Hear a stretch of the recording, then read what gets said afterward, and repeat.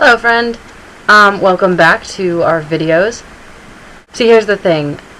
All of the books that I would like to recap, I've loaned out. Even though I don't have the books, I'm still going to review them. But I wanted to give you visual aids, so I got creative. If you judge me for this, we might have to have a bigger war than just the card war, which I promise I won't forget. So I'm going to recap the best of 2013, which is tough. I have a list here because I don't want to ramble. The first is one I know that you have on your BBC must-read list, top 100, A Fine Balance. This is the cover that I drew. It's like 600 pages, and you struggle through the first 300, and you're like, wait, I don't actually know if I want to read this. And then 300 to 600 is mind-blowing. It is a phenomenal book. It is kind of heart-wrenching and miserable, but in that way that you're kind of like, I learned something. I don't know what it is, but I learned. So just, BBC tells you to do it. Might as well do it. The next is The Magician. As you can see, I tried really hard with this tree, and then these background trees didn't seem nearly as important. This book I had troubles with in the beginning because it seemed really like... First of all, it was the first time I had read a book that actually referenced Harry Potter as a book that they read, and I was like, wow, I feel old. But it was really similar to a lot of Narnia themes and Harry Potter themes, so I was kind of thrown off by that, but then I got halfway through it, and I was like, wait, this is actually kind of mind-blowing. Really weird stuff happens. There's some stuff with foxes, there's some stuff with hands.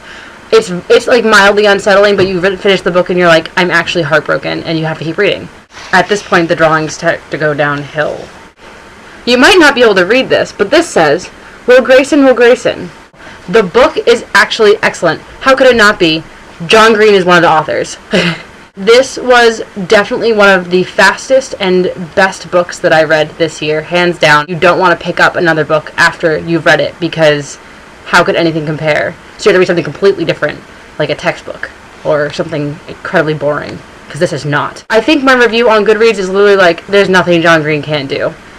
And he did have help. I always mess up his name, but David Levithan, he's also great. It's one of those books that make you feel happy and inspired. And what gets better than that? Not much. This is one that actually you recommended to me, you nice person. Ready Player One. I ranted for quite a bit about this because it was excellent. Also because I got really mad because one of the critics referred to it as the grown-ups Harry Potter, when very clearly it's much more like Charlie and the Chocolate Factory. I'm skimping on Ready Player One, not just because you read it, but also because I want to talk about my number one, I think, of this year, Bad Monkeys.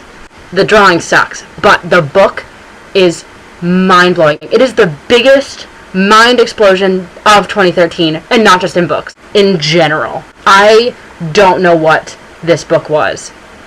Couldn't even tell you how this book made any sense, or how it worked, because I finished it and I was like, the entire way through I was like, I think I get it, I think I know what's going on, I think I know how it's going to end, and then it ended and I was like, I don't feel like anything's true anymore. The ground was snatched up from underneath my feet, and it only is a 200 something page book, and so it's a lot of crazy packed into one book, and God knows how it happened. I think it was awesome. I know it was awesome.